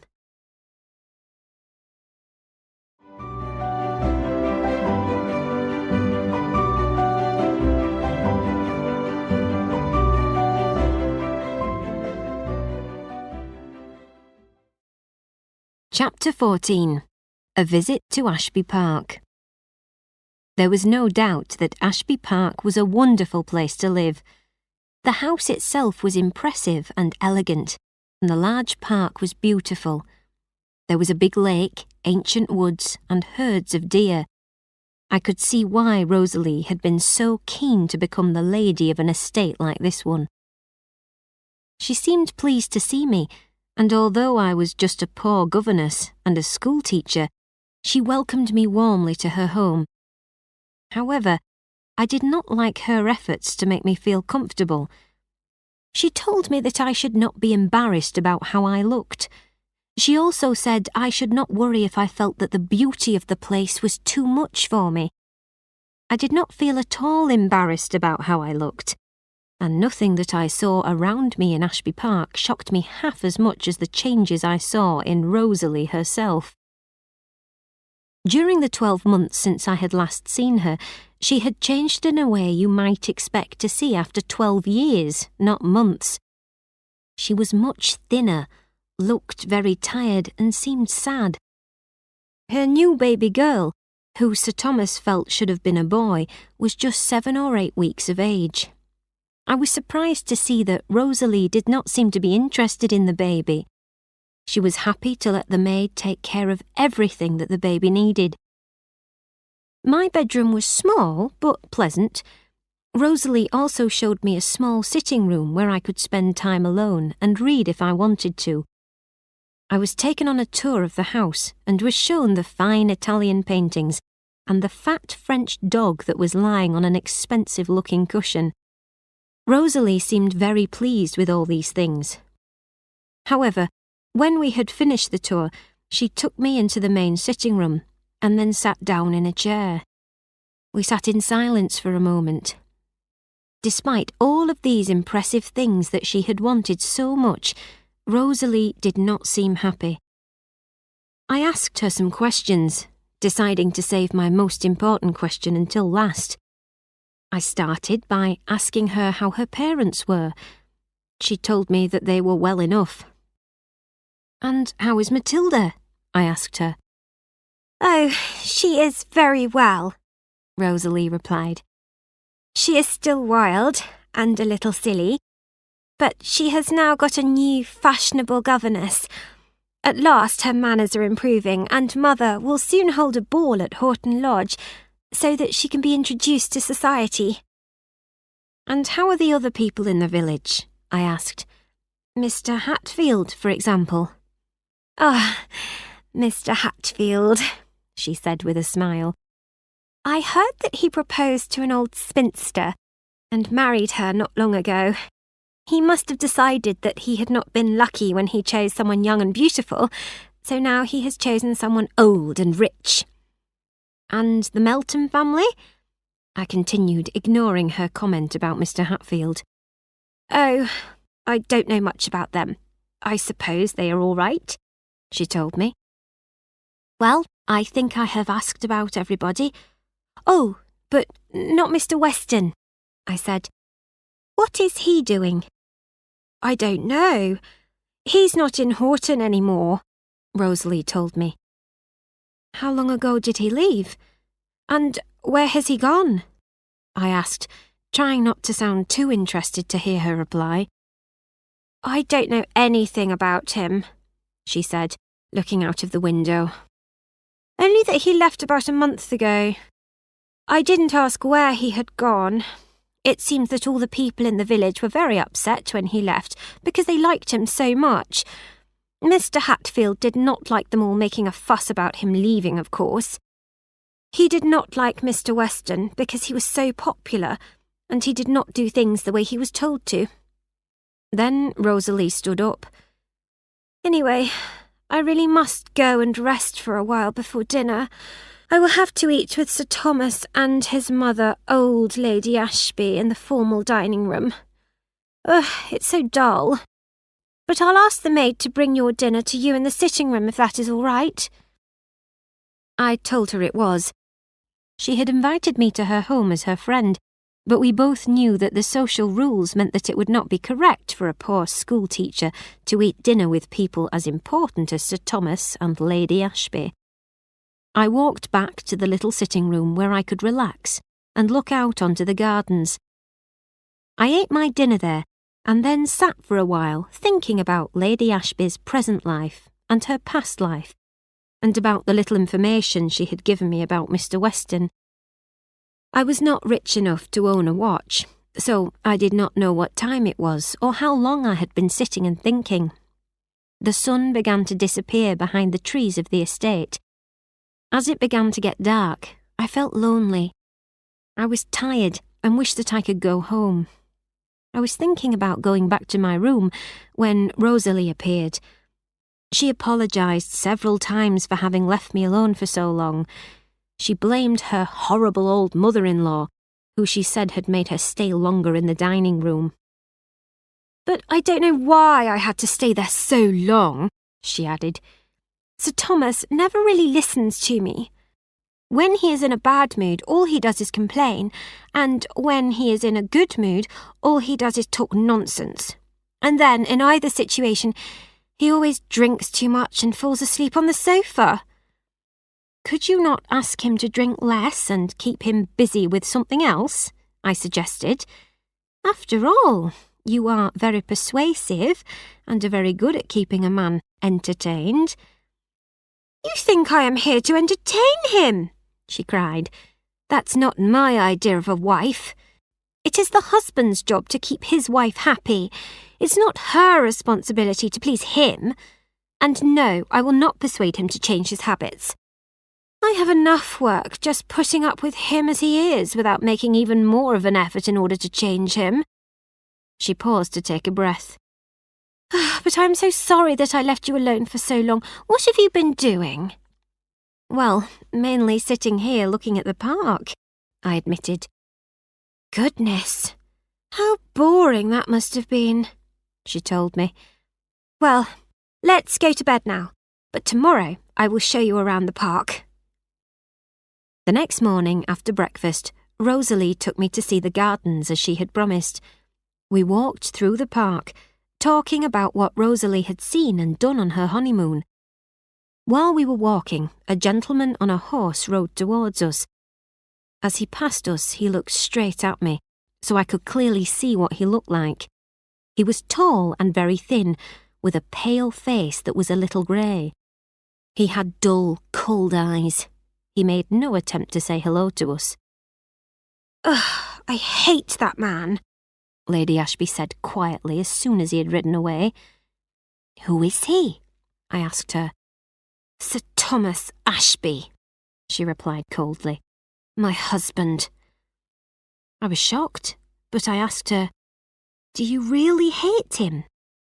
Yes, I do, Miss Grey. And if you knew him, you would not blame me for hating him, she told me. But you knew what he was like before you married him, I commented. No, I only thought I knew him, she said. I remember that you told me not to marry him. I know that I should have listened to you, but it's too late to say that now. At first I thought that what he was like wouldn't matter. I thought he would let me do whatever I liked. But he keeps me here like a prisoner, and he pays me no attention. He won't let me go to London and have fun with my friends because he says that I flirt with other men and spend too much money. But he does exactly what he wants. He goes to London and leaves me here alone. He gambles and flirts with other women, and is almost always drunk. Oh, I would give anything at all not to be married to that horrible man, but to be Miss Murray again. Then she stopped speaking and burst into tears. Of course, I felt very sorry for her. I tried to comfort her and give her some advice. I told her to keep calm and try to be polite to her husband. I suggested that she should try not to think about him and keep herself busy with other things, perhaps reading, and especially her new little daughter. I reminded her that her little baby would grow into a young woman who would truly love her. But what if the child grows up to be just like its father? Cried Rosalie. I don't think that is likely. She is a girl and she looks very much like you, I told her. Even so, I can't put all of my hopes in a child, she said. It is only one step better than focusing your whole life on a dog. And I can't spend my life reading. I am young and I should be having fun. The best way to enjoy yourself, I told her, is to do what is right and hate nobody. The more wise and good you are, the more happiness you have. And I have one more piece of advice to offer you. Don't make an enemy of your mother-in-law. I have never met her, but I have heard good things as well as bad things about her. If you could be kind to her, I believe that in time she could become a good friend for you here. But I'm afraid that Rosalie did not really listen to any of the advice I had given her. I realised that I could be of little help to her, and this made it even more painful for me to see what her life had become. Rosalie begged me to stay longer, but after 2 more days, I told her that my mother needed me at the school. I was very sorry to say goodbye to Rosalie and leave her in her wonderful but sad house. I knew she was very unhappy, but I could see no easy way out of the life which she herself had chosen.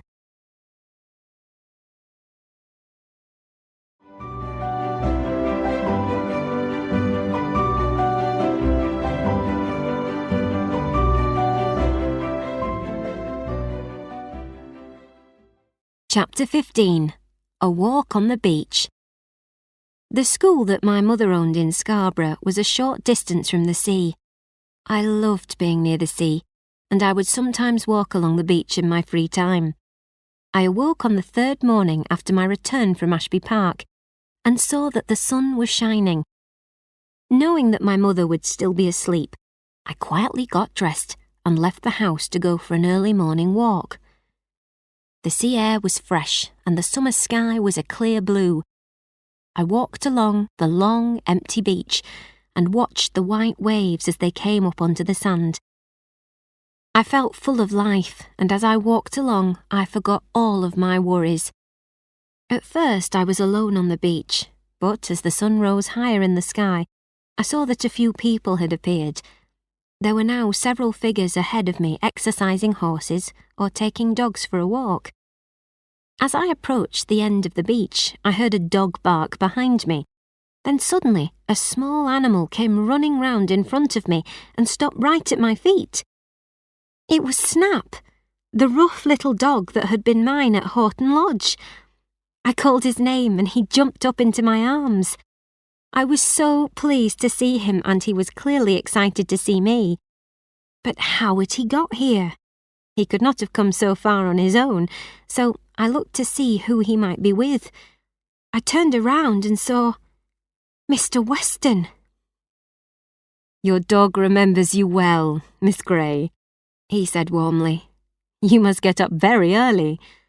"Not often as early as this," I said, still very much surprised to see both Mr. Weston and Snap.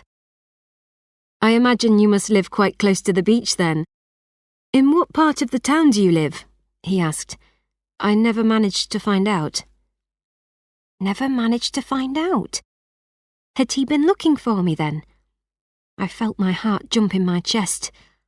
Then I remembered that he had asked me a question, so I told him where our house was. He asked if the school was doing well. I told him that several more pupils had come to join the school since the new year had started, and that we were doing very well.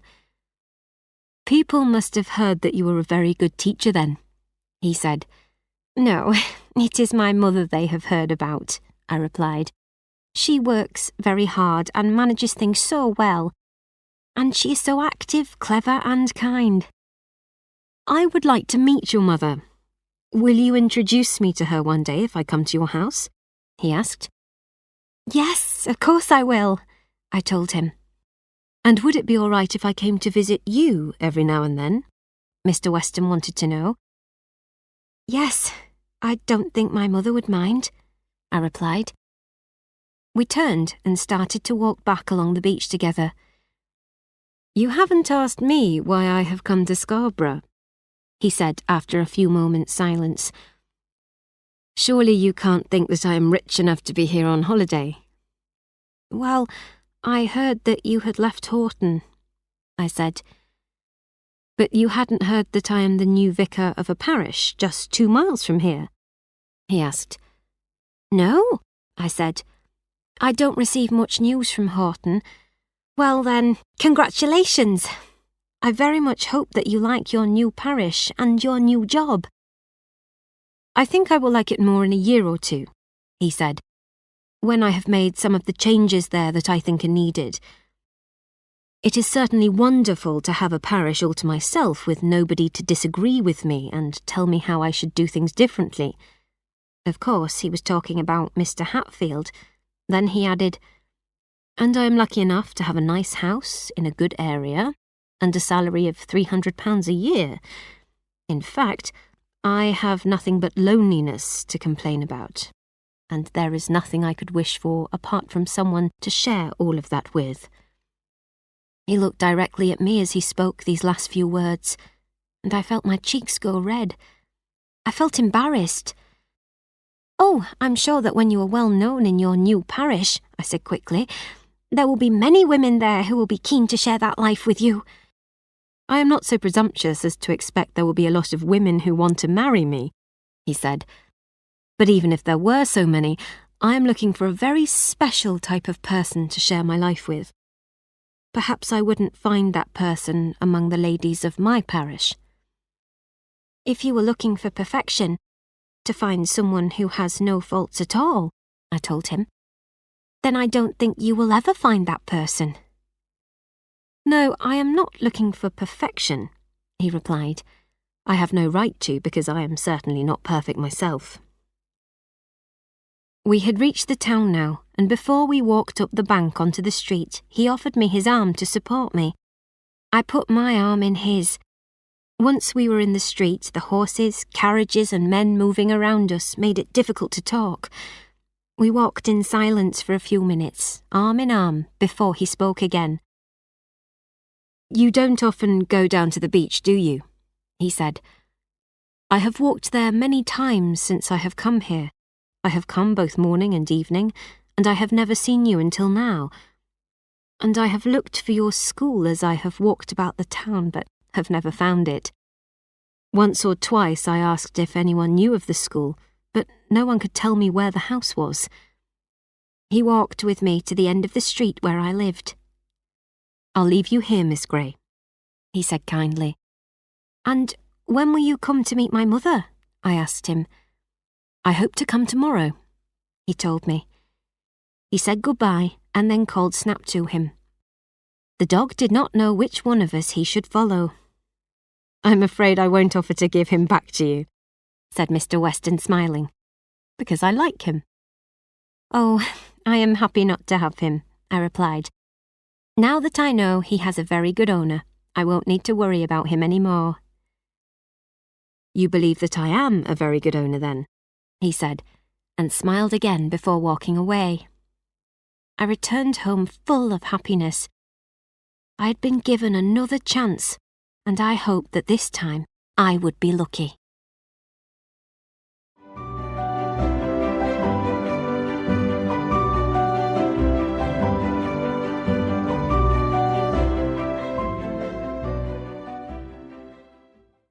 Chapter 16. The Happy Ending. Well, Agnes, you must not take such a long walk again before breakfast, said my mother. Are you feeling ill? She had seen that I had drunk an extra cup of coffee but had eaten nothing. I told her that I just did not feel hungry because I was hot and tired after my walk. The truth was that I was too busy thinking about how to tell my mother about Mr. Weston to think of eating. If he was coming to visit the next day, then I had to tell her that I had met him on the beach. I waited until breakfast had been taken away and until I had calmed down a little. Then, once I had sat down and started to do some drawing, I began. "I bumped into an old friend on the beach, Mother," I said. "An old friend?" she said. "Who on earth could that be?" "Two old friends, in fact," I told her. "One was a dog," and then I reminded her of Snap, who I had told her about in my letters from Horton Lodge. I now told her how he had suddenly appeared on the beach and had run to me. "And the other friend," I continued, "was Mr. Weston, the curate of Horton."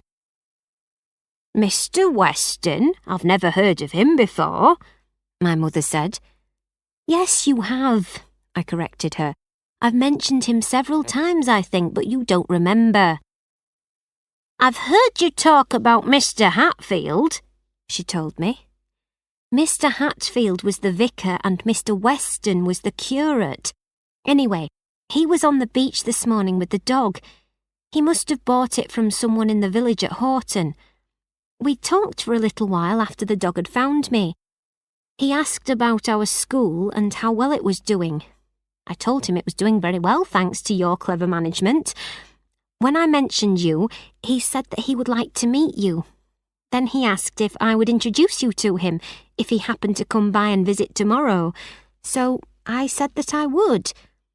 Was it all right for me to say that? "Of course," replied my mother. "What type of man is he?" "He is a very good man, I think, but you will meet him yourself tomorrow," I told her. "He is the new vicar in a village just 2 miles from here, and he has only been in that parish for a few weeks. I imagine that he has not yet made any new friends and would like some company." I spent the next morning feeling nervous and excited while I waited for him to come. He finally came at noon. Having introduced him to my mother, I moved away to the other side of the room to carry on with my drawing while they talked. They got on extremely well together. I was so pleased because I had been worried about what my mother would think of him. He did not stay long that time, but when he left, she said she would be happy to see him whenever he found the time to visit us again. After he had left, she said to me, "Well, I think he is a very sensible man. But why did you sit over there, Agnes? And why didn't you join in with the conversation?" "I didn't join in because you were having a good conversation and did not seem to need any help from me," I explained. "And anyway, he had come to see you, not me." After that, Mr. Weston often came to visit us. As it was the summer holidays and my mother and I were not teaching, he could come at any time during the day. When he came, he spoke mostly to my mother, but I did not mind that. She loved to talk, and I was happy to sit and listen to the two people I loved most in the world. Formality was quickly forgotten, and Mr. Weston began to call me Agnes instead of Miss Grey. The days when he did not visit seemed long and very dull, but I always had his next visit to look forward to. One evening, near the end of the summer holidays, he came to the house and asked me to go for a walk with him. He wanted to show me the wonderful view over the sea from a nearby hill. With my mother's permission, I agreed to go and went upstairs to get ready. I took a little longer than usual. When we left the house a few minutes later, I put my arm into his and we went through the busy streets of the town. As we walked quickly along, he said very little, and I began to think that something was wrong. But as we came out of the town, he slowed down a little, and he seemed cheerful again. "I'm sorry, Agnes," he said. "I think that I have been walking too fast for you. I was keen to get out of the town, but we can walk as slowly as you wish now. I think there is going to be a wonderful sunset." We walked in silence up the hill for a few minutes before he spoke again. "It is still quite lonely in my house," he said, and smiled at me. "And I have now met all of the ladies in my parish, and quite a few in this town too. But I'm not interested in any of them. In fact, there is only one person in the world that I want to share my life with. And that person is you, Miss Grey. Agnes, will you marry me?" "Are you serious, Mr. Weston?" I asked him, because I could not believe what I had heard. "Serious?" he cried. "How could you think that I would joke about something like this?" He put his hand gently over mine as it rested on his arm. He must have felt that I was feeling nervous. "I hope that I have not shocked you," he said in a serious way, looking at me closely. "You must have known that I am not the sort of man to flatter you all the time and talk romantic nonsense. I hoped that you would know that a single look or a single word of mine meant more than the many things that most other men use to flirt with women." I said nothing for a moment. Many thoughts were going through my head. "So, what is your answer?" he asked me. "But what about my mother?" I said nervously. "I'm not sure I could leave her to run the school on her own."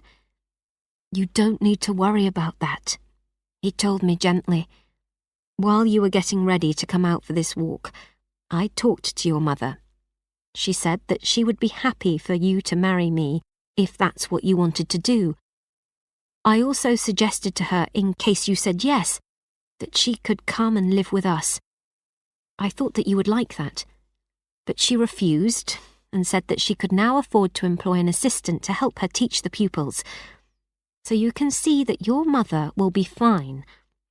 Is there anything else that you are worried about?" "No," I said. "No, there isn't." "Do you love me then?" he asked, holding my hand tightly in his. "Yes," I replied. "Yes, and I will be very happy to marry you." And here I will stop writing. My diary, in which I used to write these chapters, does not continue any further. I will just say that I will never forget that wonderful summer evening. I will always remember how we stood and watched that beautiful sunset together. My heart was filled with so much love and happiness that I could not have imagined being any happier. A few weeks after that, once my mother had found an assistant to help her at the school, I married Edward Weston. And I am so pleased that I did. We have had difficult times, and we know that we will have more, but we deal with them well together. We try to make the most of life, and we enjoy each other's company. Edward has made some surprising changes in his parish. He is a good man, and the people there love and respect him. Whatever his faults are as a man, and of course, everybody has their faults, no one could say that he is not a good vicar, husband, or father. Our children, Edward, Agnes, and little Mary, are doing well. At the moment, they are mostly taught by me, and I try to give them as much love and care as a mother can. Edward's salary is more than enough for what we need. We try to be careful with the money we have. In this way, we live a comfortable life and manage to save a little, which we will give to our children when they leave home. We even have enough left to give something to others who might need it. I am grateful for the life that I have led so far. It is not the life of big houses and expensive parties that other people may have, but I think of myself as being lucky. And now I will end my story, because you can now easily imagine how I might happily spend the years that I have left to live.